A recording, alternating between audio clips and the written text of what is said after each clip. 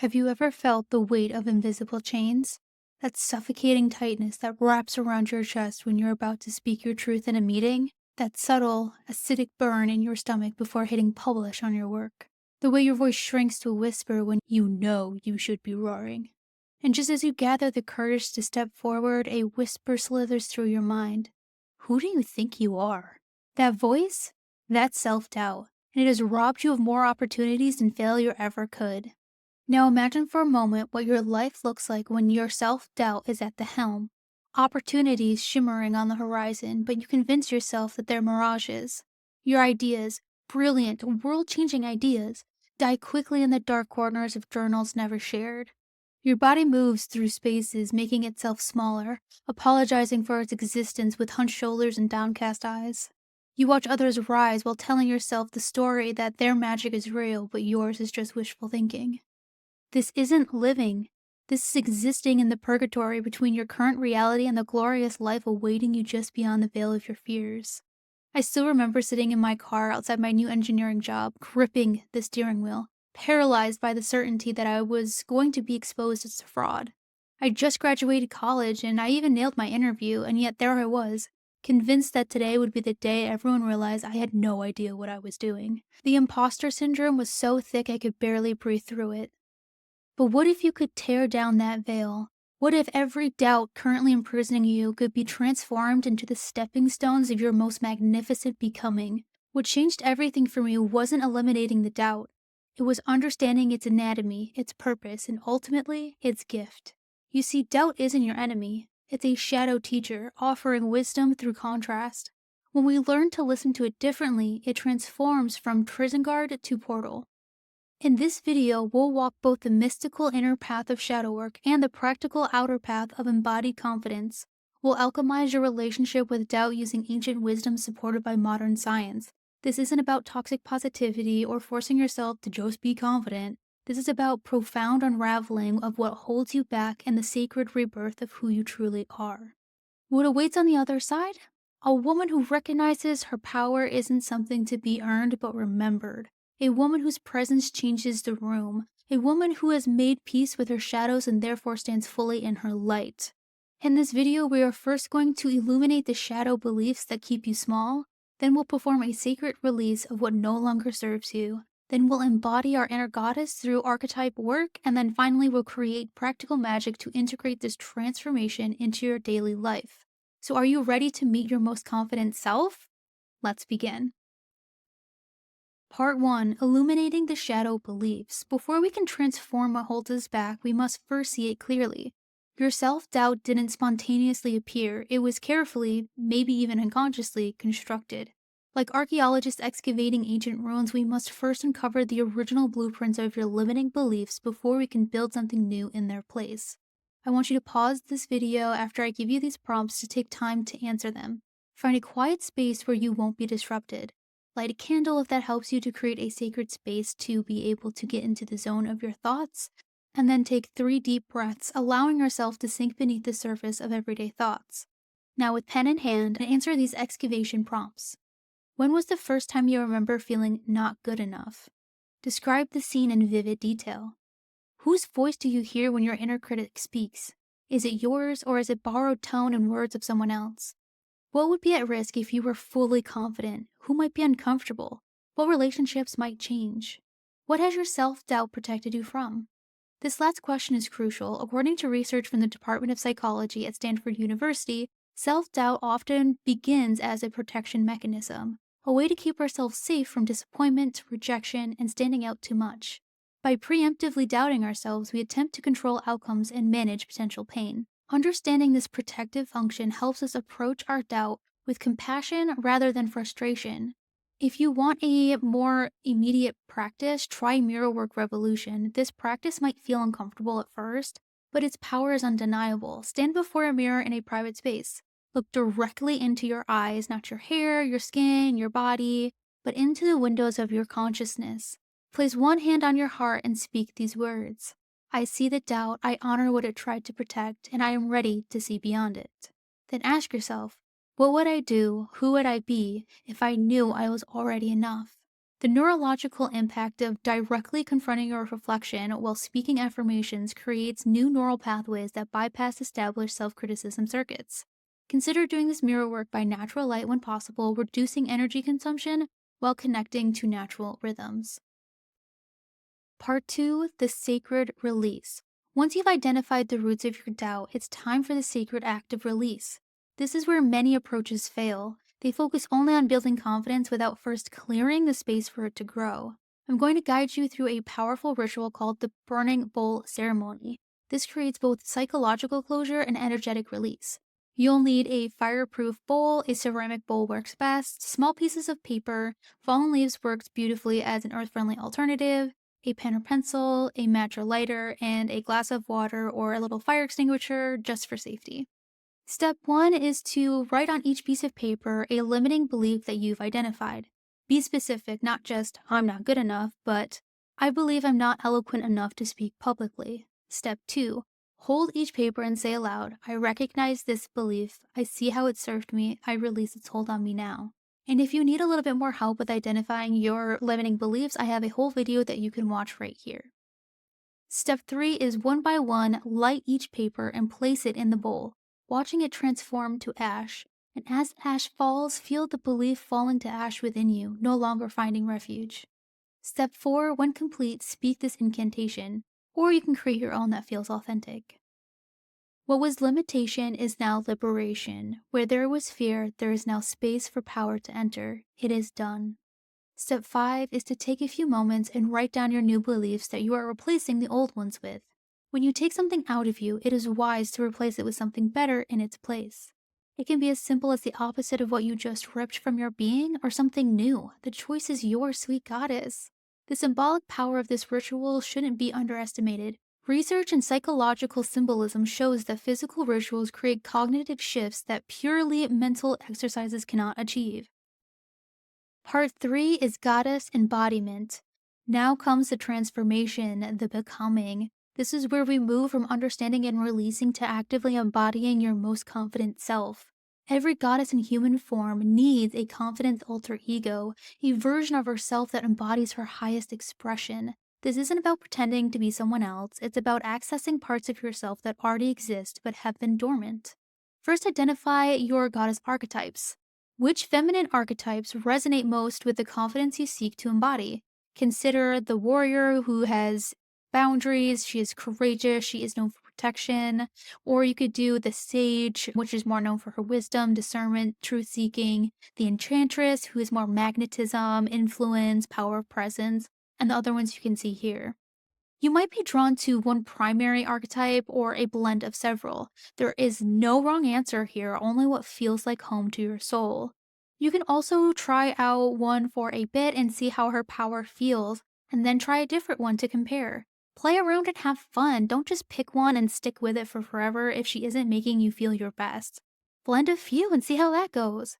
You're sculpting your ideal you, so take time to see what she feels and looks like. For a quick example, I still come back to this process every now and then because as I grow as a person and I have new things come into my life, I need to change into different aspects of me. When I was in the army, I was fully in my warrior, but now I'm more in the mixture of the sage and nurturer, depending on who I'm with and what I'm doing. You can have a main archetype for how you show up daily, and then a secondary one for when you are with family. Example could be the nurturer, or when you're at your job, which is warrior or enchantress, depending on what you're doing. Now let's create a physical embodiment practice for your chosen archetype. The research on embodied cognition is clear. Your body doesn't just express your confidence, it can create it. According to Dr. Amy Cuddy's groundbreaking research at Harvard, assuming power poses for just 2 minutes raises testosterone, the dominance hormone, and lowers cortisol, which is the stress hormone. For your chosen archetype, create a physical practice. What does the warrior stance look like to you? Is it something like your feet hip width apart, shoulders back, chin slightly lifted, hands resting on your hips or maybe open at your sides? Is your gaze and your focus slightly above eye level? For the sage presence, is it a more slow, deliberate kind of movement when you walk? Do you pause before speaking, a slight smile that holds secrets, eyes that maintain gentle but unwavering contact? Take time to journal and write out what each stance is going to look like for each archetype. And if you want a little bit more help with how to scientifically journal for the best ways possible, definitely watch this video here. But feel free to create your own stances or little phrases that gets you into that headspace. And don't forget to rely on your own inner wisdom. For help, you can simply ask yourself, what would my version of a sage do as her power stance? What would she say to me to help me be more like the sage? Practice your chosen embodiment for 2 to 3 days before important events, difficult conversations, or whenever you need to access your confidence quickly. Finally, let's work on voice activation. Your voice carries your power. Many women unconsciously undermine their authority through speech patterns like upward inflections at the end of their statements to make it sound like questions, excessive apologies or qualifiers. I'm so sorry, I don't, but maybe I could just, I don't know. Or rushing or speaking too softly, which I do realize I rush a lot in my speech pattern, so I am going to try to work on that. But record yourself speaking a power statement from your goddess archetype. Listen for these patterns, then re record with these adjustments, lowering your tone slightly at the end of your sentences, adding deliberate pauses, projecting from your diaphragm rather than your throat. You are a goddess, you are meant to be heard. But if you prefer a digital approach, create an evidence archive. This can be a private Pinterest board, a dedicated folder in your photos, or a password protected document. What belongs here, you might ask, is evidence of your capability and impact. Screenshots of praise or thanks from coworkers, families, friends, even yourself. Photos of you in moments of power or joy. A list of accomplishments, which nothing is too small here. If it's just getting out of bed and putting on pants, honey, put it down. Review this archive when doubt creeps in or before situations that trigger insecurity. I like to do a weekly review where I go over what went well, what could have gone better, any patterns I noticed, good and bad, and any achievements. It is part of my goal system for tracking that you can watch here if you'd like to know a little bit more about how I set up my goals. But I made sure to add in a little section to capture achievements that don't pertain to my goals. And it's been so wonderful to see that I am capable of living my dream life and my ideal. Part 4, the practical magic. Transformation is beautiful, but integration is where the real magic happens. Let's create a sustainable practice to ensure your newfound confidence becomes your default state. I'm going to share with you the 21-day Goddess Confidence Protocol. Why 21 days, you ask? Well, research in habit formation shows that this is approximately how long it takes for new behaviors to begin feeling natural. While complete neural rewiring takes longer, this 3-week period creates enough momentum to sustain your practice. So, creating a morning ritual, which should take around 5 to 10 minutes, and how to start is to place one hand on your heart, one on your lower belly. Breathe deeply into both hands for 3 cycles, and speak your goddess affirmation aloud. Create one that resonates with your archetype. Embody your goddess's physicality for 2 minutes, aka the stance that they would take, and set an intention for how you'll carry this energy throughout your day. Then you can do daily micro challenges. Each day, choose one small act of confidence. It could be speaking up in a meeting you'd normally stay quiet in, sharing your work without apology or qualification, ask for what you need directly, and accept a compliment with a simple thank you and no deflection. Or if you wanted to do this in the evening, you could do a 3-minute journal where you just write down 3 moments from the day where you embodied confidence. Note one situation where your doubt appeared and what triggered it. Or you can write out one sentence of acknowledgement of your growth, no matter how small. Another method you might enjoy is confidence building hobby exploration. Confidence grows when we expand our sense of capability. Commit to exploring one new hobby or skill during these 21 days. Choose something that has a relatively quick learning curve, provides a visible progress, and feels pleasurable rather than stressful. Options include watercolor painting, a new yoga sequence, learning 20 phrases in a new language, basic pottery, gardening, or taking care of a new plant. I'm currently filming and doing a 30-day challenge of waking up at 6 a.m. to become my ideal me before 9 a.m. before going to my regular 9 to 5 job. So if you are interested in seeing how I'm actually taking a bunch of these examples into my 6 a.m. practice, then definitely hit the subscribe button to see how that journey pans out. Because the key here is consistent engagement rather than perfection. Even 15 minutes 3 times a week build a new neural pathway of capability and reduces the amygdala's fear response when facing new challenges. Consider plant care as your confidence building hobby. Research shows that nurturing living things not only connects us to nature, but also creates metaphorical reinforcement of nurturing our own growth. Choose a low maintenance variety if you're new to plant care or parenthood. But do you remember the woman we described at the beginning? The one shrinking herself, silencing her voice, watching life from behind the glass of her fears? She still visits sometimes. That's the truth none of the toxic positivity coaches will tell you. The difference is that now, when she appears, you recognize her. You take her hand with compassion. You thank her for trying to keep you safe. And then, with gentle authority, you remind her that you're leading now. You gracefully dance from having doubt be your identity to feeling courageous to go after your desires.